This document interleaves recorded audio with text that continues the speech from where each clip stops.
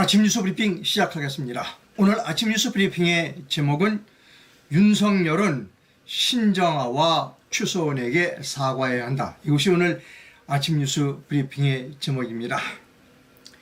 가운데 윤석열 대통령 사진이 있고 좌측에 신정아 그리고 우측에 추서원 사진이 있습니다. 자, 아침 뉴스 브리핑 시작하겠습니다. 지금 시각은 2022년 7월 15일 금요일 오전 7시 정각을 막 지나고 있습니다. 오늘은 시간을 지켰습니다. 모든 조간신문의 일면은 모두가 다 판문점에서 북한 어부 북송 사건과 어부인가요? 어떤 북송 사건에 관한 뉴스입니다. 자, 보여드립니다.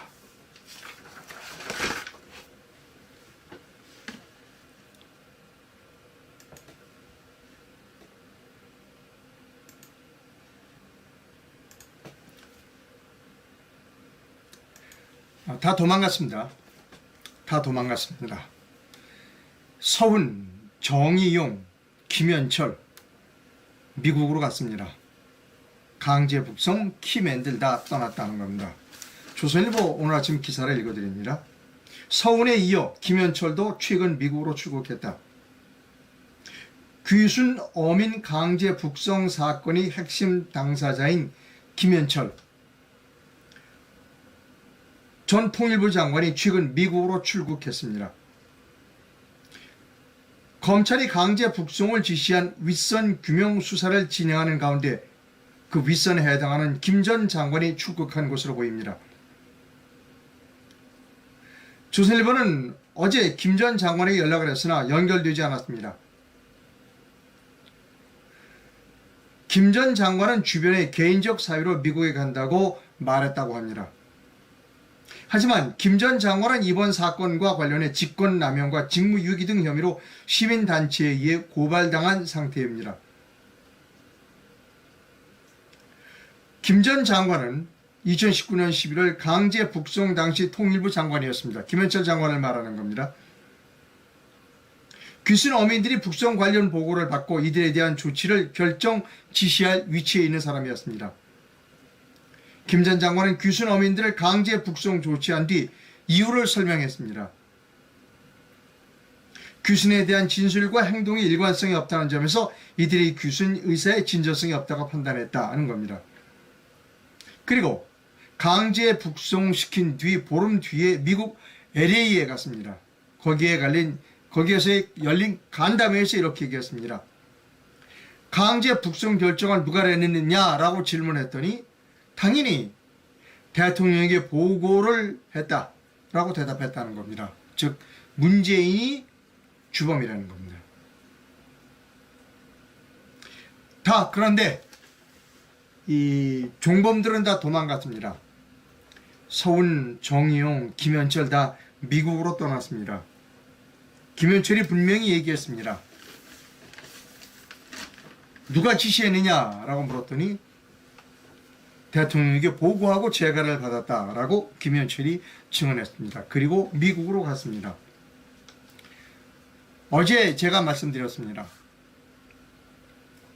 문재인의 출국 금지가 필요하다라고 제가 말씀드렸습니다. 문재인을 빨리 출국 금지시키고 잡아들여야 됩니다. 자,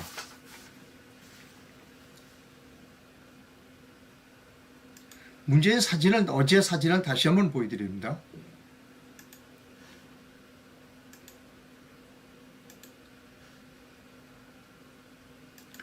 이게 문재인 최근 사진입니다. 영축산에 올라서 지금 그 산수국 군락지를 만났다라고 좋아하는 겁니다.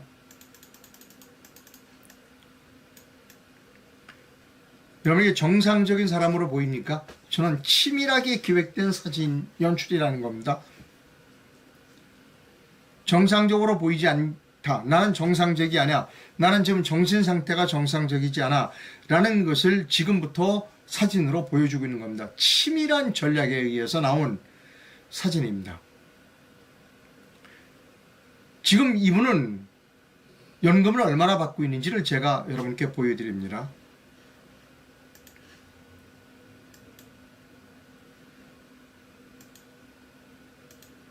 자,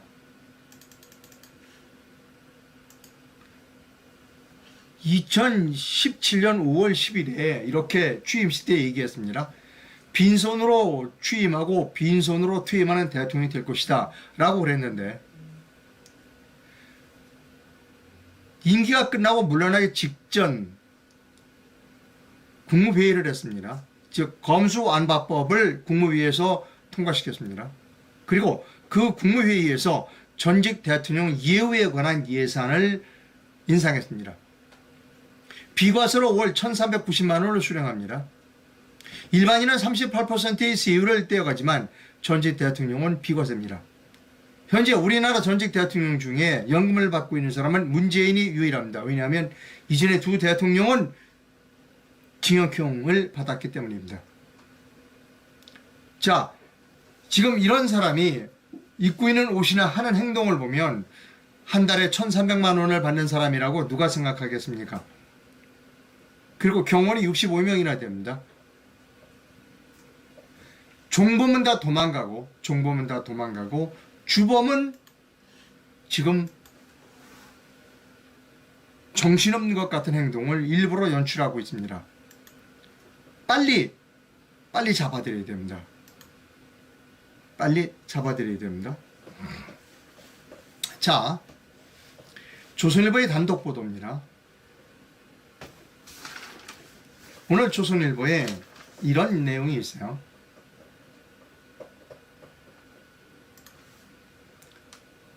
이겁니다. 잠깐만요. 이걸 먼저 좀 보여드리겠습니다. 조선일보. 유엔 사령부에서 문재인이 북송 협조 요청을 5회나 거부했습니다. 어차피 판문점은 유엔사 관할이니까 문재인 정부가 이 어부들을 북송하겠다라고 하는 것을 5번 거부했습니다. 그리고 유엔사에서 뭐라고 경고했냐면 그 어부들에게 안대를 하거나 결박을 하지 말라고 경고했다는 겁니다. 그리고 조선일보 단독 보도를 여러분께 보여드립니다. 경찰이 안 채운 테러범용 케이블 누가 북송 어민손에 묶었나 라고 하는 겁니다. 자, 지금 이 테러범이 앉아 있어요. 죄송합니다. 북한 어부예요. 지금 손이 묶여 있어요. 근데 왜 묶었는지 모르겠어요. 이거는 따져봐야 됩니다. 왜 그랬는가 하면 여러분 보십시오. 어제 제가 경찰을 비난했습니다. 경찰 특공대가 군은 우리는 그 사람들 북송 못 시키겠다. 군 보고 하라고 그랬더니 우리 군에는 그거 안 하겠다. 그래서 그만뒀어요. 군은 뺐습니다. 그러니까 누구를 시켰는가 하면 국정원도 있어요. 국정원 직원은 강제 북송에 반대하며 사표까지 낸 사람도 있어요. 국정원 직원 중에 자기가 나중에 다칠 것 같으니까 사표냈습니다. 이 사람은. 그러니까 군도 빠지고 대한민국 국군도 빠지고 국정원도 빠졌어요. 어떤 사람은 국정원에 다른 사람 했는지 몰라요. 그러니까 아무도 데려갈 사람이 없으니까 연락을 했다는 거예요. 경찰에. 그러니까 경찰 특공대가 왔어요. 경찰 특공대 그냥 오라고 그러니까 갔어요. 빈손으로 갔어요. 아무 장비도 없었다는 겁니다. 수갑도 없었고 케이블 타이도 없었어요. 그런데 가니까 이렇게 경찰 특공대가 가니까 이렇게 케이블 타이가 묶여 있었다라는 겁니다. 이게 이 케이블 타이를 언제 사용하는가를 여러분께 보여드립니다.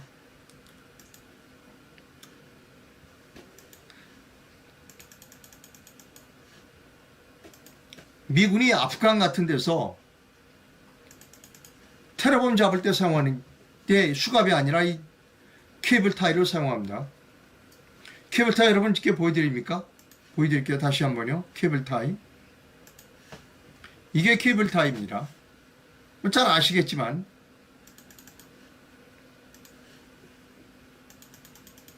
여러분 많이 보실 겁니다. 사무실에 컴퓨터 선이나 이런 거 좀 지저분하게 이렇게 널려져 있으면 그걸 정리하기 위해서 이렇게 딱 묶는 케이블 타이입니다. 이거 손 묶으면 꼼짝 못합니다. 이거를 북한 어민에게 했다는 겁니다. 그런데 그 북한 어민 판문점으로 데려가라고 그랬더니 아니야, 군에서는 우리 군은 그거 안 합니다. 그러니까 경찰에 연락해서 특공대를 보내라. 경찰 특공대 가는데 뭐 그럼 왜 그러는지 몰라서 그냥 갔다는 거예요. 장비도 뭐고 아무것도 없어. 갔더니 이렇게 케이블카에 묶여 있었다는 겁니다. 누가 케이블카를 묶었는지를 밝혀야 합니다. 분명히 유엔사는 북송협조 요청 5회 거부했고 안대하지 말고 결박하지 말라고 분명히 유엔사는 경고까지 했습니다.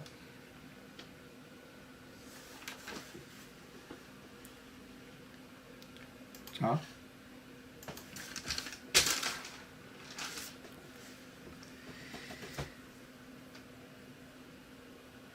여러분,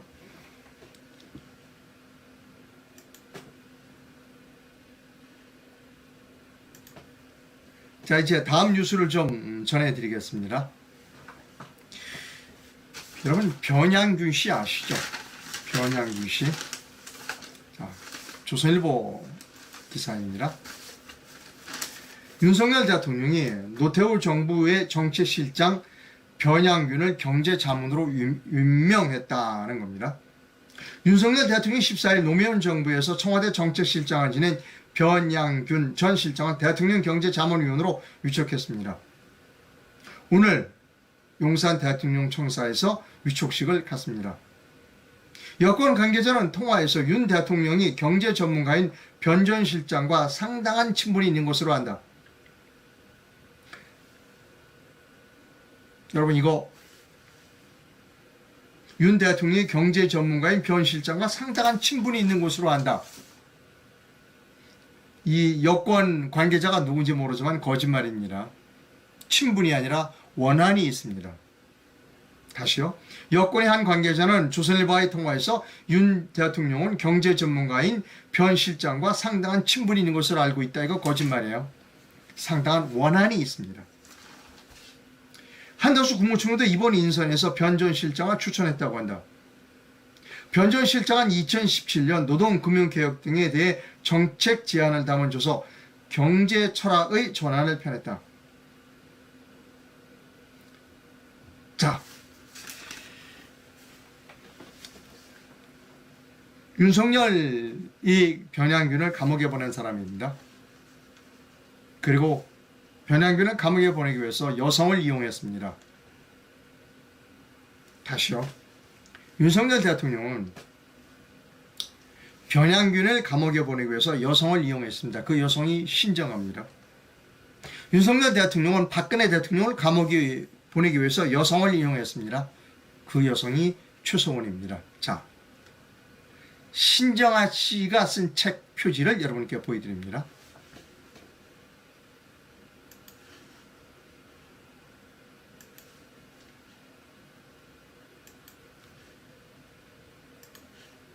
크게 확대하겠습니다.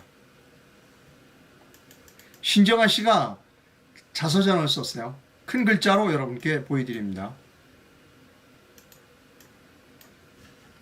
더 크게 보여드릴까요? 여기 있습니다. 이 지금 보일 겁니다. 제 얼굴은 빼겠습니다. 윤 검사는 원하는 답이 나오지 않자 얼굴을 붉히며 소리치고 비아냥거리고 손가락질했다. 여기서 윤 검사는 윤석열 검사를 말하는 겁니다. 그리고 윤석열 검사가 당시의 윤석열 검사가 지금의 윤석열 대통령입니다. 신정아 씨의 증언을 계속해서 읽어드립니다. 윤석열 검사는 원하는 답이 나오지 않자 얼굴을 붉히며 소리치고 비아냥거리고 손가락질을 했다. 윤석열 검사는 변양균이 권력을 이용해서 널 이용한 것이라고 이간질하며 이렇게 비협조적이면 평생 신정아 너 감방에서 썩게 하겠다고 말했다. 나는 너무 무서워서 의자에 앉은 채로 오줌을 쌌다. 남에게 그렇게 혼나본 적은 평생 처음이다. 구치소 검신 과정의 수치는 오줌 싼 일의 양반이었다. 알몸 상태에서 몸에 있는 구멍이란 구멍을 모두 조사했다. 수의와 고무신을 받는 순간 나는 살아야 할 의미를 못 느꼈다. 윤석열 검사는 다시 나를 죽일 듯이 달려들었고 두통약을 먹은 나는 정신을 놓아버렸다. 다시 읽어드릴까요, 여러분? 신정아의 책에 이런 글이 있습니다. 윤석열 검사는 원하는 답이 나오지 않자 얼굴을 붉히며 소리치고 비아냥거리고 손가락질을 했다. 윤석열 검사는 변양균이 권력을 이용해서 널 이용하는 것이라고 이간질하며 이렇게 비협조적이면 평생 감방에서 썩게 하겠다고 했다. 나는 너무 무서워서 의자에 앉은 채로 오줌을 쌌다. 남에게 그렇게 혼나본 적은 처음이다. 구치소 검신 과정에 수치는 오줌 싼 이런 양반이었다. alb은 상태에서 몸에 있는 구멍이란 구멍을 모두 조사했다. 수의와 고무신을 받는 순간 나는 살아야 할 의미를 못 느꼈다. 윤석열 검사는 다시 나를 죽일 듯이 달려들었고 두통약을 먹은 나는 정신줄을 놓아버렸다. 신정아 씨의 자서전에 있는 글입니다. 거짓말은 안 했을 겁니다. 자, 여러분. 지금 김건희 씨가 어제인가 경찰에 서면으로 조사에 응했다. 아니면 뭐 보낸다는 기사가 있는데 그것은 뭐냐면 윤석열 대통령의 부인 경력 위조 사건입니다. 많은 법률학자들은 윤석열 대통령 부인이 김건희 씨의 경력 위조건은 신정아 학력 위조건에 비하면 더 심각하다는 겁니다. 신정아 학력 위조건이 김건희 학력 위조건에 비하면 경력 위조건에 비하면 아무것도 아니라는 겁니다. 신정아는 뭘로 들어갔냐? 경력 학력 위조건으로 들어갔어요. 징역 살았습니다. 이런 점에 있어서 윤석열 검사, 당시 윤석열 검사는 올바르지 못한 행동을 했습니다. 왜? 지금과 비교하면 그때는 맞고 지금은 틀리다는 겁니다. 윤석열 검사는 변양균을 감옥에 보내기 위해서 신정아를 집어넣었어요. 억지로 집어넣습니다. 또 한 사람 집어넣은 사람이 있죠.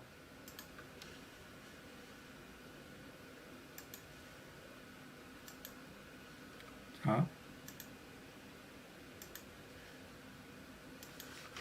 윤석열 검사는 박근혜 대통령을 감옥에 보내기 위해서 이 사람을 희생양으로 썼어요. 추서원 씨요.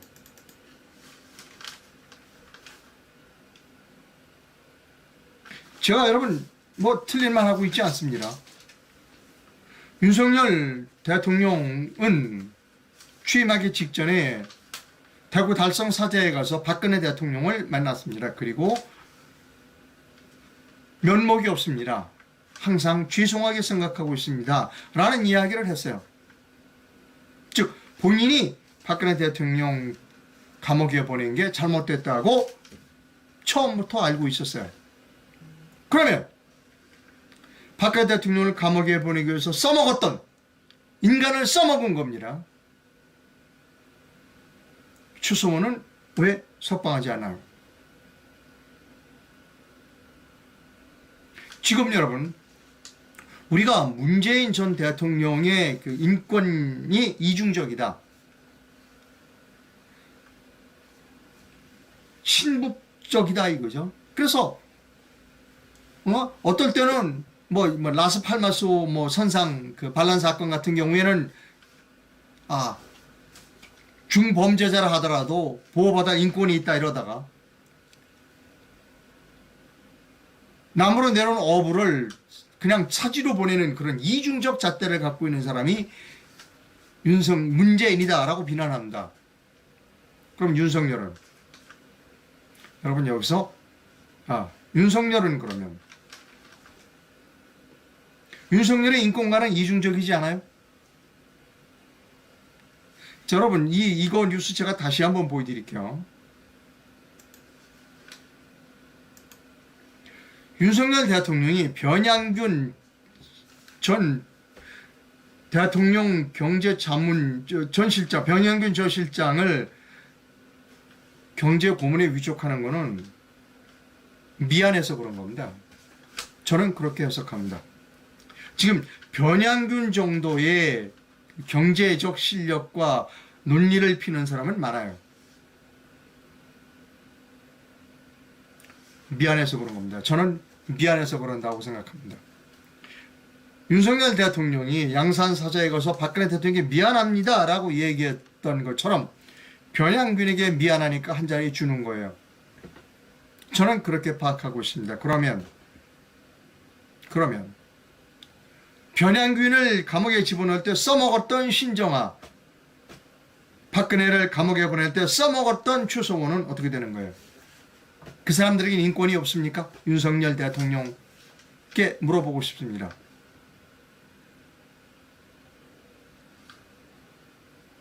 제가 그래서 윤석열 대통령이 후보일 때 이런 얘기를 했어요.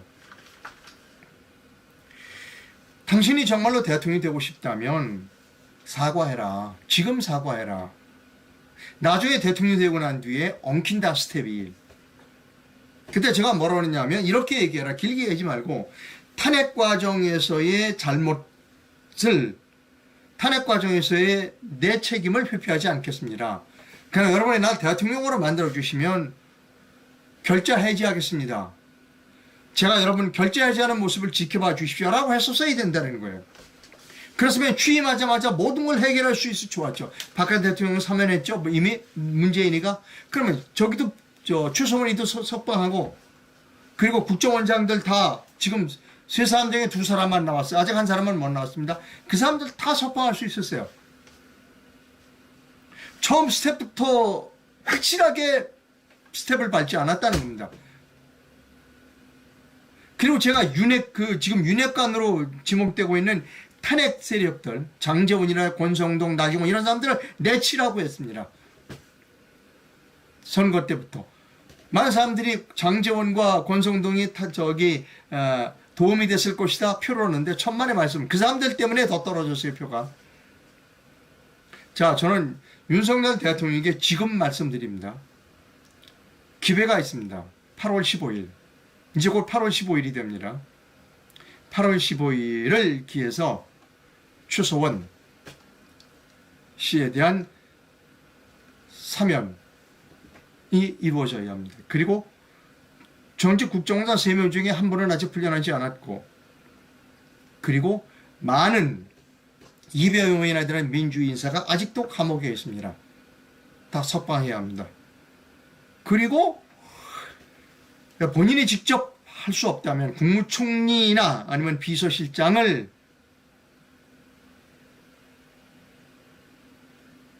보내야 합니다.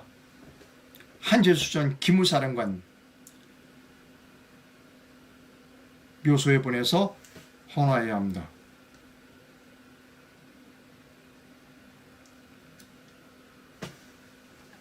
김재수 씨든가요? 기무사령관이? 제가 지금 금방 어쨌든 지금 8월 15일 때 모든 걸 해결해야 합니다. 다 털고 나가야 됩니다. 또 하나, 태블릿 PC 문제도 털어야 됩니다. 그때 제가 하라는 대로 했다면 선거 직전에 탄핵 과정에서의 책임을 회피하지 않겠다는 얘기를 했다면 태블릿 PC 문제도 해결하기가 쉬웠어요. 다른 건 몰라도 태블릿 PC에 관계해서는 변희재가 정확합니다. 지금 변희재가 지금 윤석열 타도 척결에 앞장서고 있습니다. 그럴 수밖에 없어요. 변희재는 그 건으로 감옥까지 갔다 왔습니다. 감옥에 보낸 사람이 윤석열이에요. 한동훈이. 저는 윤석열 대통령에게 제안합니다. 8월 15일 이전에 다 해결하십시오. 다 해결해서 태블릿 PC 문제도 해결할 수 있습니다. 사과하면 됩니다. 그리고 변희재에 대해서도 사과하십시오. 그리고 탄핵 과정에서 여러 개 잘못된 일들은 내가 5년 동안 빚을 갚겠습니다 라고 얘기하면 되는 거예요. 그때 그 말을 선거 직전에 후보자 시절에 했었으면 좋았었는데 그때 했으면 좋았어요. 마지막 한 번이 더 기회가 있습니다. 8월 15일입니다. 그리고 또 한 가지 제가 말씀드립니다. 아까 신정아 씨 얘기 그 자서전 봤죠? 윤석열 검사가 너 변양균이가 너 이용당한 거야. 그러니까 분호라고 얘기했다는 거 알죠? 그리고 오줌까지 쌌다는 거 아니에요? 그거를 본 후배 검사들이 야 맞아 나도 저렇게 악랄하게 없는 죄도 저렇게 악랄하게 수사하면 대통령이 될 수 있어 라고 생각할 가능성이 있다는 겁니다. 왜? 그런 사람이 지금 대통령이 됐잖아 내 선배가. 그럼 나도 그렇게 수사하면 대통령이 되겠니?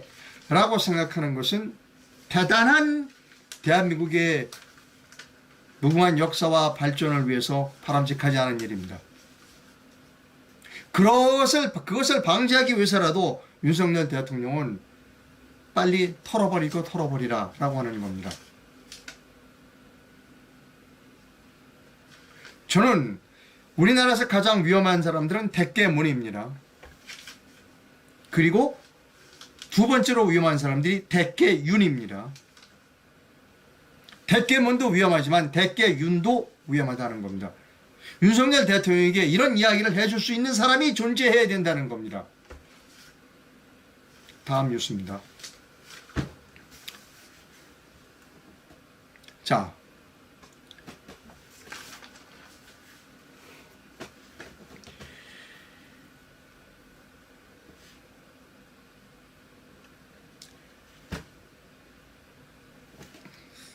지금 좌파 매체들이 윤석열을 탄핵시키기 위해서 아주 극렬하게 저항하고 있습니다.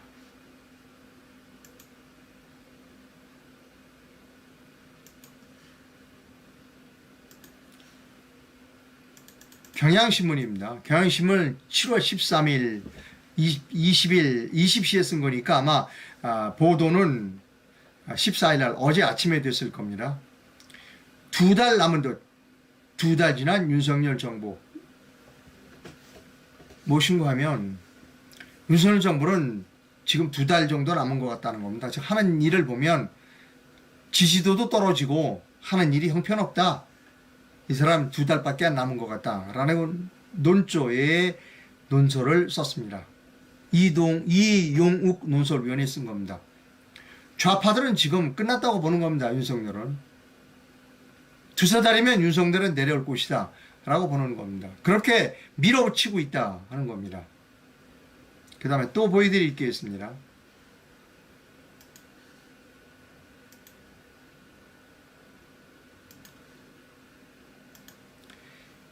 디지털타임스 보도입니다. 안민석 의원이 작심하고 폭로했다는 겁니다. 청와대 인사권을 윤석열 대통령이 아닌 김건희 여사가 휘두르고 있다는 소문이다 하는 겁니다. 누가 얘기했다? 안민석 씨가 얘기했어요.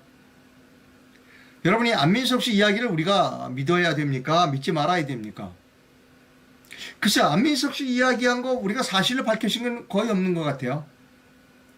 왜 이 사람은 추서훈 씨가 숨겼다는 그 재산, 엄청난 금액의 재산을 왜 안 찾아갖고 오죠?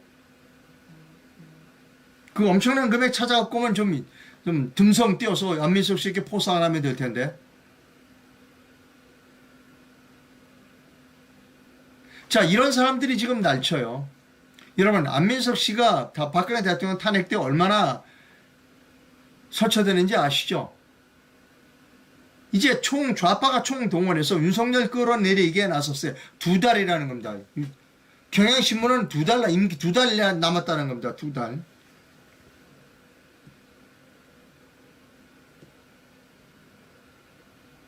자, 윤석열 대통령의 지지율이 빠지고 있어요. 지지율 여론조사가 잘 되느니 못 되느니 하지만 일단 빠지고 있는 것만큼은 사실인 것 같습니다. 윤석열 대통령의 지지율이 왜 빠지는가에 관한 그 내용을 분석한 SNS 글이 있어서 여러분께 소개를 해드립니다.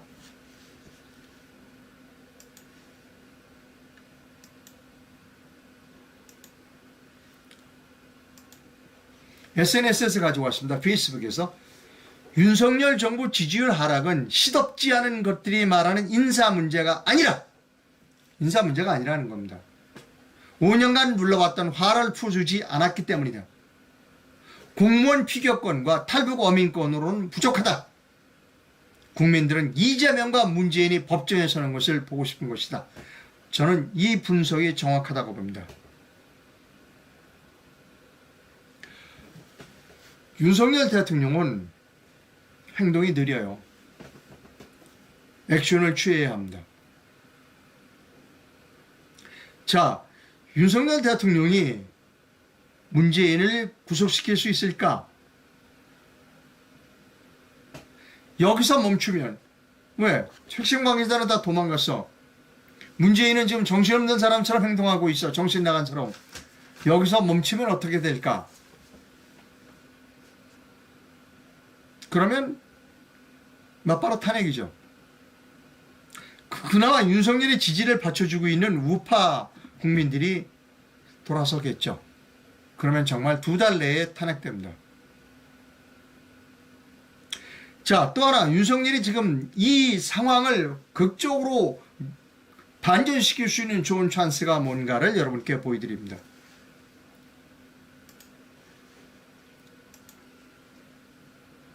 민경 의원이 어젯밤 늦게 올린 글입니다. 내일, 그러니까 오늘이 되는 겁니다. 4.15 총선 남양주 재검표는 11시에, 오늘 11시입니다. 의정부 지방법원에서 실시됩니다. 도태우 변호사가 참관인으로 들어갑니다. 또 어떤 해괴한 표들이 나올지 벌써부터 기대됩니다. 아니, 왜 윤석열 대통령은 4.15 부정선거에 대해서 수사를 안 하죠?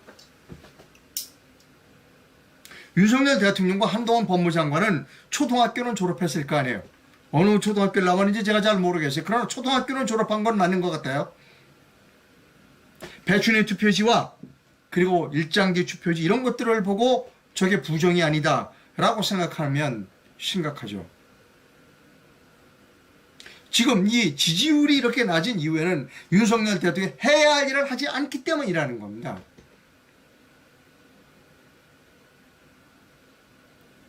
우리가 윤석열 대통령이 해야 할 일을 당연히 해야 할 일을 안 하는 윤석열 대통령을 지지해야 할 아무런 이유가 없다는 것이죠. 우리는 지난번 대선에서 가슴속에 폭포처럼 흘러내리는 눈물을 머금고 윤석열을 찍었어요. 근데 윤석열은 움직이고 있지 않아요. 여기 나오잖아요. 아까 사람 얘기하잖아요. 어부 북송 사건 이런 거, 서해에서 해수부 공무원 피살 사건 이런 거 가지고 성이 안 찬다는 거 아닙니까? 윤석열 대통령이 이 지지율을 극적으로 반전시키고 앞으로 국정의 추진력을 얻을 수 있는 가장 확실한 방법은 4.15 총선을 수사하는 겁니다. 그렇게 해서 저 170석의 가짜 국회의원을 몰아내야 하는 겁니다. 그 중에 한 100명은 가짜입니다. 윤석열 대통령과 한동훈 법무장관은 그게 겁나는 겁니다. 저 부정이 확실해. 그런데 내가 부정을 하게 되면 그 더불어민주당 170여 명 다, 그리고 지금 현재 국민의힘 국회의원 전부 다 재선거한다면 그 원한을 내가 들어야 돼. 원망을 들어야 돼. 그러니까 겁이 나서 못하는 겁니다. 윤석열과 한동훈은 겁이 나서 4.15 총선에 사자도 못 꺼내는 이유가 겁이 나서 그런 겁니다. 자, 그러면 국민의힘 국회의원들은 왜 4.15 총선이 부정이 아니라고 얘기할까요? 당연하죠. 4.15 총선이 부정이면 선거 다시 해야 되는데 앞으로 자기 임기가 2년이나 남았는데, 그러니까 다 부패했다는 겁니다. 부패. 더불어민주당도 부패했고 국민의힘도 부패했고 조중동도 부패했고 윤석열 대통령과 한동훈 씨도 부패했다는 겁니다. 다 부패의 커다란 카르텔로 묶여있다는 것이죠. 그런데 최종 책임자는 미안하지만 윤석열 대통령이고 그 책임은 결국은 윤석열과 한동훈이 질 수밖에 없다는 겁니다. 그 책임을 떠맡았으니까. 여기서 도망가면 결국 윤석열과 한동훈이 가야 할 곳은 뻔합니다. 감옥입니다.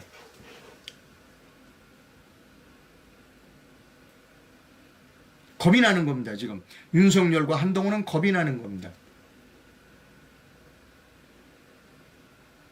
자, 제가 윤석열 대통령에게 말을 좀 했습니다.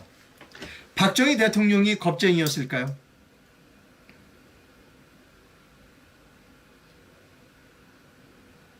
윤석열은 박정희가 되지 못하면 감옥에 갑니다. 왜 그런지 아세요? 박정희 대통령은 쿠데타로 집권했습니다. 윤석열 대통령도 내란죄에 해당하는 태블릿 PC를 가짜로 만들어서 대통령이 됐습니다. 윤석열과 한동훈이 살아남는 방법은 정면 돌파하는 겁니다. 아, 맞아. 참 일 잘했어. 아, 저 사람이 저러려고 대통령이 되려고 그렇게 옛날에 그런 악한 일을 했구나. 모진 일을 했구나. 라고 박수를 쳐줘야 하는 겁니다. 저는 윤석열 대통령과 한동훈 법무부 장관의 집행유예 기간은 5년이라는 말씀을 수없이 드렸습니다. 탄핵몰이는 시작됐습니다. 안민석이 나오는 거 보세요. 경향신문은 2달이라는 거 아닙니까? 2달. 2달밖에 안 남았다는 거 아닙니까?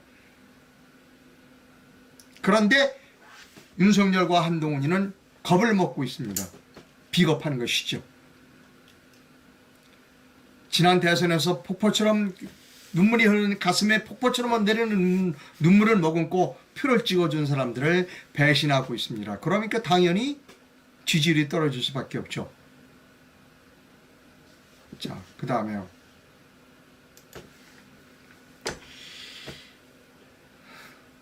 자, 이제 국회 뉴스 좀 전해드립니다.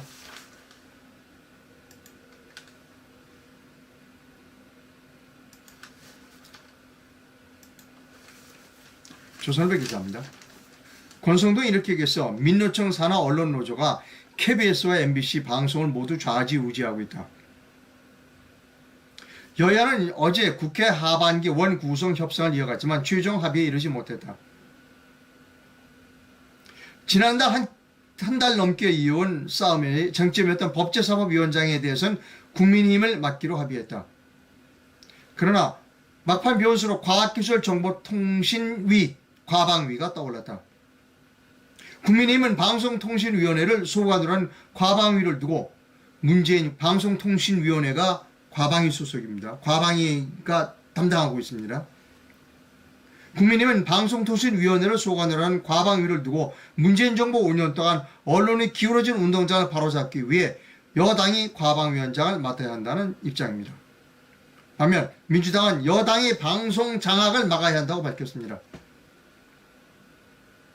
정치권에서는 문재인 정부 내내 공중파의 정치적 편향성 논란이 불거진 만큼 여야가 과방위를 두고 첨예하게 대립할 가능성이 크다는 말이 나온다는 겁니다. 그러면서 권성동 씨가 이렇게 얘기했습니다. KBS, MBC 방송 모두 민노총 산하 언론노조가 좌지우지한다라고 얘기했다는 겁니다. 자, 제가 말씀드렸죠. 저는 MBC 출신이고 MBC는 노동조합이 3개의 노동조합이 있습니다. 1노동조합, 2노동조합, 3노동조합. 1노동조합은 여기 지금 권성동 씨가 얘기한 민노총 산하입니다. 이 노동조합은 제가 노동조합 위원장을 했던 공정마성 노동조합입니다. 제3노동조합은 김세희 씨가 노동조합을 했던 조합이 3노동조합입니다. 그 3노동조합에서 어제 MBC 뉴스를 비판했습니다. 그 일부를 제가 여러분께 편집해서 보여드립니다. 큰 글자로 옮겨놓았습니다. MBC 3노조의 MBC 비판입니다. 자기 회사를 비판한 겁니다. MBC는 왜 인권마저 선택적인가? MBC 보도 수뇌부의 문재인 정권 사랑은 노골적이고 유별났다. 눈치도 안 본다. 명목적이다 보니 그들이 잘못을 가려주려 하는가 하면 심지어 민주주의 기본 가치인 인권에도 눈을 MBC가 감아버렸다. 탈북 어민 2명 강제 북송 사건 보도가 그렇다. 2019년 11월 발생한 이 사건과 관련해 그제 통일부는 어민 북송은 분명히 잘못된 부분이 있다라고 밝혔다. 앞서 서훈 전 국정원장은 당시 합동조사를 조기 종료시킨 혐의로 고발됐다. 그런데 MBC 어제 보도는 어이없게도 초점을 귀순인가 주인인가라고 맞췄다. 리포트는 어민들이 극악무도한 살인을 저지르고 도망치다가 잡혔다면서 이들이 범행 과정까지 구체적으로 자세하게 설명했다. 또 국내법으로는 처벌하기 힘든 상황이었다고 충실하게 해 설명해 주었다. 다시 말해 극형을 받아 마땅한 범죄자들이었다. 남한에선 벌 주기 힘든 위험한 존재들이니 북으로 돌려보내 실효적으로 벌을 받게 했다는 것이다. 사형을 당했든 말든 관심이 없는 듯 했다. 어민들이 사진을 두고 다른 언론들은 거세게 저항했다고 표현했는데 유독 MBC만 버텼다, 버티는 듯 했다 라고 묘사한 대목은 씁쓸하다 라고 MBC 3노동조합이 MBC 사장을 비판했습니다. 이것과 관련하여 제가 말씀드립니다. 다음번 방송통신위원장은 지금 방송통신위원장이 1년 임기 남았다고 버티고 있으니까 어찌됐든 다음번 방송통신위원장은 반드시 MBC와 KBS 공영방송을 폐지해야 합니다. 그거 안 하면 윤석열 정부는 정말로 탄핵당합니다. 이 방송계 주변에는 그런 사람들이 많아요. 내가 방송통신위원장이 되면, 내가 KBS 사장이 되면, 내가 MBC 사장이 되면 나는 노동조합을 잘 컨트롤할 수 있어. 나 그 사람들하고 친하거든. 그러니까 나를 사장으로 만들어주거나 나를 이사로 만들어주거나 나를 방송통신위원장으로 만들어주면 내가 다 해결할게. 그거 다 사기꾼입니다. 다 사기꾼이에요. 지금 그런 사람이 방송계 주변에는 나 전문가거든.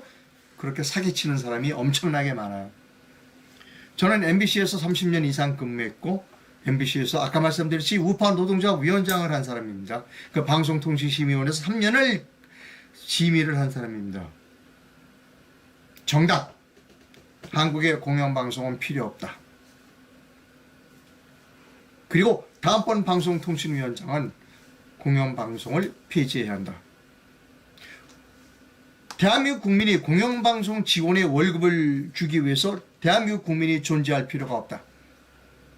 공영방송 직원들은 대한민국 국민을 위해서 존재해야 한다. 그런데 그들은 그렇게 행동하지 않았다. 따라서 폐지해야 한다는 겁니다.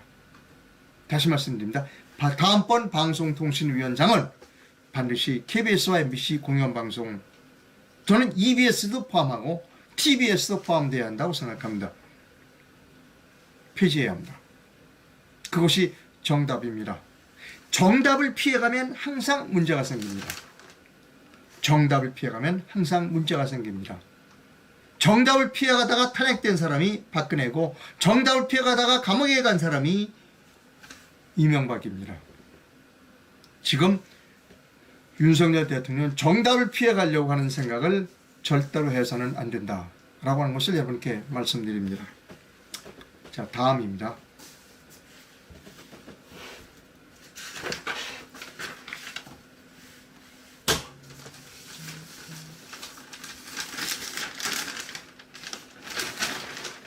자, 조선일보가 지금 기획을 하고 있어요.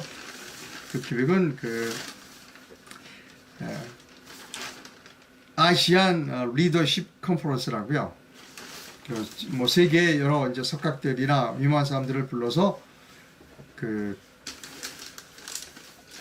한 자리에 불러 모아서 지금 회의를 하고 있습니다. 거기서 이런 이야기가 나왔어요. 한국의 핵무장에 관한 이야기가 나왔습니다. 여러분께 소개해 드립니다.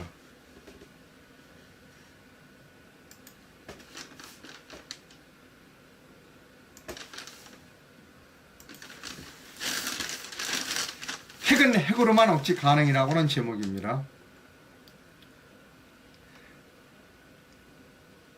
아시안 리더십 컨퍼런스 이틀째인 어제 14일 한미 안보 전문가들은 북한이 핵 개발 완성 단계에 이르렀고 이를 절대로 북한은 핵을 포기하지 않을 것이 확실한 만큼 한국도 모든 방안을 강구해야 한다고 입을 모았습니다. 특히 미국이 지공한 확장 억제, 이른바 핵 우산에만 의존하면 안 된다. 자체로 핵 개발해야 한다는 주장이 나왔습니다. 즉 핵은 핵으로만 억제할 수 있다는 것입니다. 척 헤이글 전 미 국방장관은 한국, 일본, 대만이 핵 억지력을 스스로 확보하는 것에 대해 어떻게 생각하느냐라고 하는 전인범 전 특전사령관의 질문을 받고 이렇게 대답했습니다. 왜 핵무장 이야기가 나오고 있는지 전적으로 이해한다. 북한같이 위험하고 예측이 어려운 집단과 국경을 맞대고 있는 한국에선 점점 더 많은 사람들이 스스로를 보호해야 하지 않는가라고 생각할 수 있다. 미국은 한일이 공격을 받으면 의무적으로 함께 방어하는 협정을 맺고 있지만 트럼프 전 대통령 때 이 같은 신뢰가 흔들린 것도 사실이다 라고 답했습니다. 이 기사가 길어서 다 읽어드릴 수는 없습니다. 저는 계속해서 주장합니다.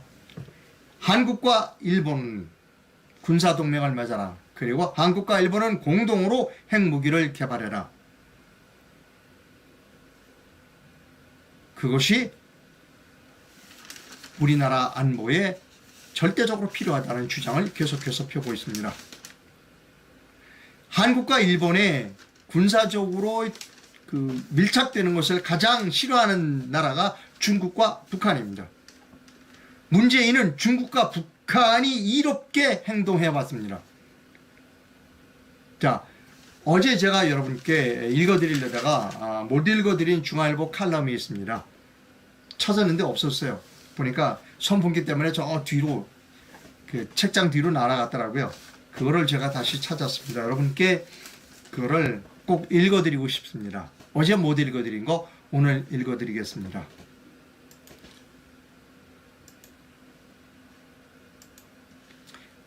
여러분, 이것은 어제 제가 못 읽어드린 중앙일보 강혜란 국제팀장이 쓴 칼럼입니다.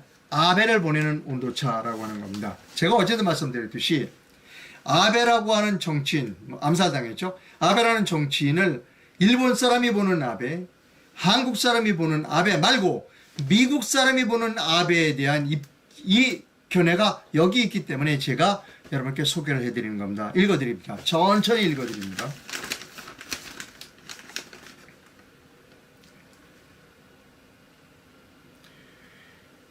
자, 아베의 업적 중에 대표적으로 꼽히는 게 미국, 일본, 인도, 호주 간의 안보협력체 쿼드 설립. 이게 아베 작품입니다. 저는 미국 작품인 줄 알았더니 아베 작품이었습니다. 쿼드가.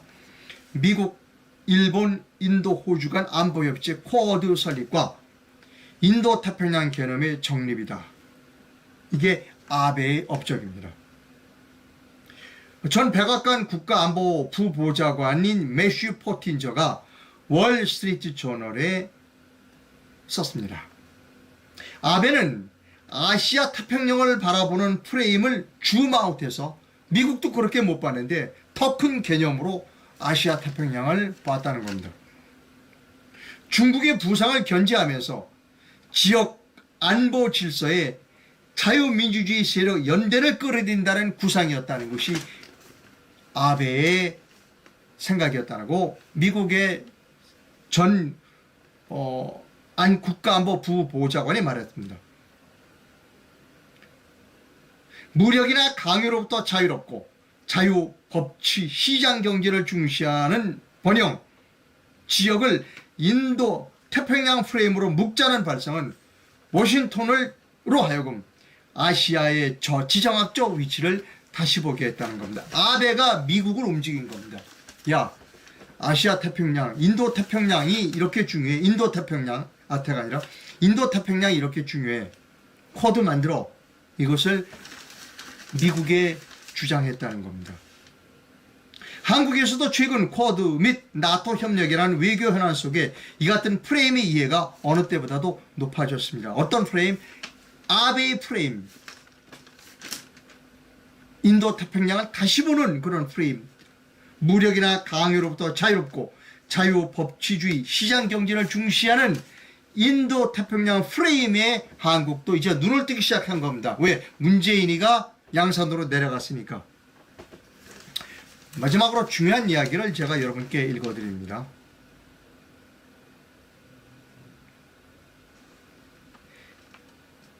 미국 학자 테카트 머피가 일본의 굴레라는 책을 썼습니다. 이렇게 썼습니다. 여러분, 중요한 얘기입니다. 아시아에서 머물고 싶어하는 미국의 바람보다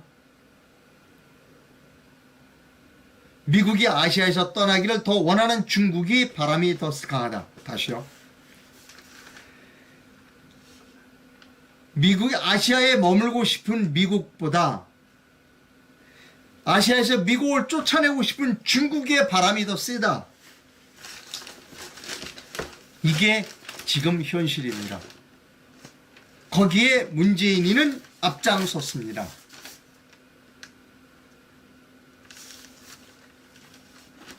이제 윤석열 정부가 그리고 우리가 어떤 스탠스를 취할 것인지를 분명히 해야 한다고 저는 생각합니다. 그래서 어제 이 강혜란 중앙일보 국제팀장의 칼럼을 여러분께 소개해 드린 겁니다. 자, 여러분 제가 여기서 사진 한 장을 보여드리겠습니다.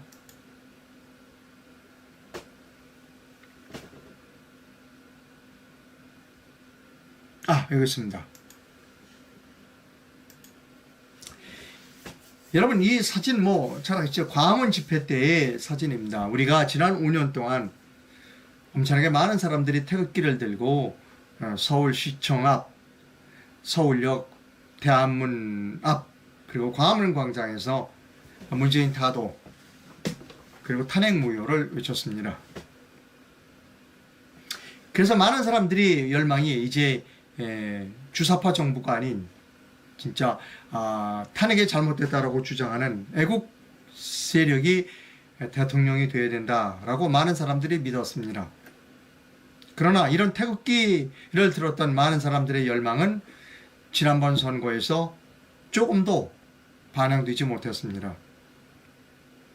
저는 여러 번 말씀드렸습니다. 그렇다면 이 5년 동안에 이 많은 사람들의 인적, 물적 자원을 동원한 지도자들이 있었다는 겁니다. 그 지도자들이 현명하지 못했거나 아니면 사심에 가득 찼거나 아니면 전략적 마인드가 없었기 때문에 지난번 대선에서 이 수많은 태국 국민들의 열망이 조금도 빛을 볼 수 없었다라고 생각한다는 방송을 여러 번 했습니다. 그리고 최근에 우리 공화당 젊은 그 당원들이 이것과 관련하여 책임을 지고 조원진 대표가 물러나라고 하는 성명을 발표했습니다. 그것과 관련하여 저는 조원진 대표가 물러나야 한다고 방송을 드렸습니다. 어제 우리 공화당의 그 당원 한 분이 저를 찾아오셨습니다.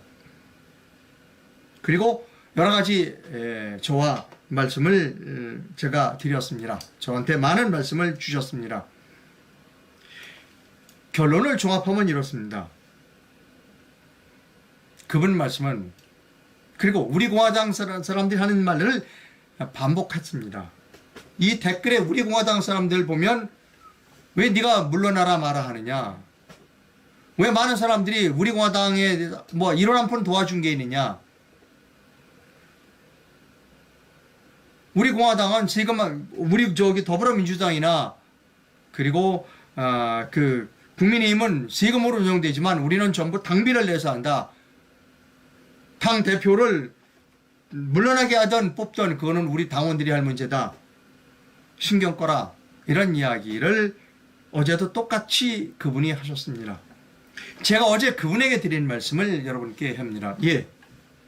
공당입니다. 공당. 우리가 더불어민주당이나 그리고 국민의힘에 이재명이 물러나라, 이준석이 물러나라고 얘기하시는 것은 그것은 정당법에 의한 공당이기 때문에 그렇습니다. 그랬더니 그분이 즉각 그 말씀을 하시더라고요. 우리는 세금으로 운영된 당이 아닙니다. 당비를 내는 순수한 당원들의 정당입니다. 제가 거기에 대해서 단호하게 말씀드립니다. 그렇다면 그건 동호회입니다. 자, 당비를 내서 운영되니까 딴 사람들은 당에 대해 간섭하지 마라, 얘기하지 마라라고 하는 것은 정당법에 의한 공당이 아닙니다. 누가 돈을 내서 운영하던 것은 정당법에 규정되어 있는 당입니다. 당이란 국민들의 여론을 수렴하고 국민들의 이야기를 듣고 정권을 창출하는 것이 당의 목표입니다. 제가 그분에게 분명하게 말씀드렸습니다. 그렇게 말씀하신다면, 그리고 지금까지 많은 우리 공화당 당원분이 그렇게 말씀해 오셨는데, 그렇다면 그것은 당이 아니라 동호회입니다. 산악회로는 아주 딱 어울리는 동호회입니다. 그것은 산악회 조직입니다. 산악회 조직이 대통령 선거에 출마해야 될 아무런 이유가 없다는 것이 제 생각입니다. 제가 어제 그분에게 그런 말씀을 헤어지면서, 자, 우리 공화당 당원 부분에 그렇게 말씀하실 부분이 상당히 많은데, 혹시 기회가 되시면 나를 초청해 주십시오. 우리 공화당 무슨 대회 같은 거 있으면 나는 그분들에게 당당하게 말할 수 있습니다. 여러분은 지금까지 산악회, 동호회를 운영해 왔습니다. 우리가 동호회에 관심을 가질 필요가 없습니다. 그런데 동호회에서 대통령 후보를 냈습니다. 그렇다면 국민들의 비판을 받아들여야 한다는 겁니다. 지금 제가 말씀드린 것은 오직 비단 우리 공화당에만 해당되는 문제가 아닙니다. 그것은 정광훈 목사가 만든 국민혁명당도 마찬가지입니다. 그거는 전광훈 씨의 동호회입니다. 왜 정광훈 목사님과 그리고 조은진 대표가 책임을 져야 되느냐? 이 운동을 이끌었기 때문에 그런 겁니다. 리더라고 해서 이끌었습니다. 그 많은 사람의 물적 자원을 동원해서 결과를 내야 하는데, 결과를 내기 위한 전략적 마인드가 두 사람 다 없거나, 아니면 두 사람 다 사심에 가득 찼거나, 둘 중 하나라는 것이죠. 근데 이걸 제가 왜 지금 중요하냐? 5년 후가 중요하다는 겁니다. 5년 후가. 지금 윤석열 정부가 하고 있는 것을 보면 우리가 또다시 5년을 준비해야 될지 모른다는 겁니다. 그때도 똑같이 정광훈 목사님이나 그리고 조은진 대표처럼 똑같이 전략적 마인드가 없는 사람, 아니면 사심에 가득 차 있는 사람이 또다시 이런 일을 한다고 나오면 그건 불행해진다는 겁니다. 제가 어제 그분에게 그런 말씀했습니다. 헤어지기 전에 반성하십시오. 사과문을 쓰세요. 조은진 대표 사과문을 쓰라고 하세요.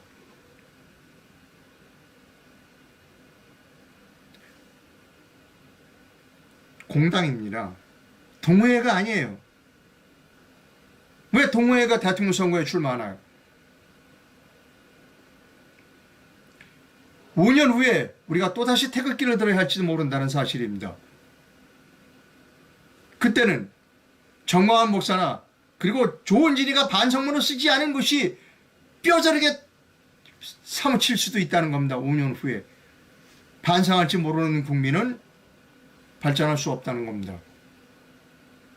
예, 이 방송을 통해서 제가 우리 공화당 당원분들에게 다시 한번 말씀드립니다.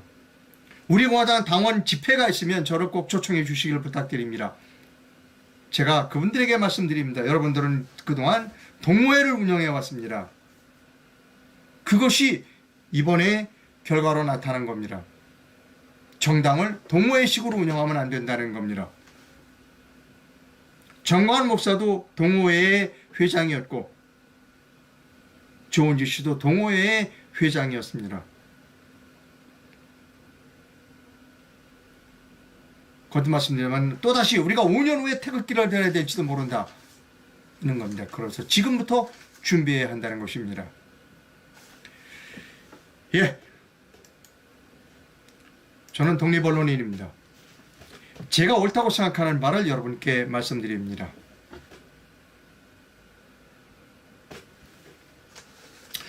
이상로 기자를 통해서 여러분들은 조간신문을 읽고 계십니다. 많은 분들이 이것을 봐야 합니다. 정광훈 목사님을 좋아하시는 분도 이 방송을 봐야 하고 우리 공화당 당원분도 이 영상을 봐야 합니다. 물론 윤석열 대통령도 이 영상을 봐야 하고 한동훈 법무부 장관도 이 영상을 봐야 합니다.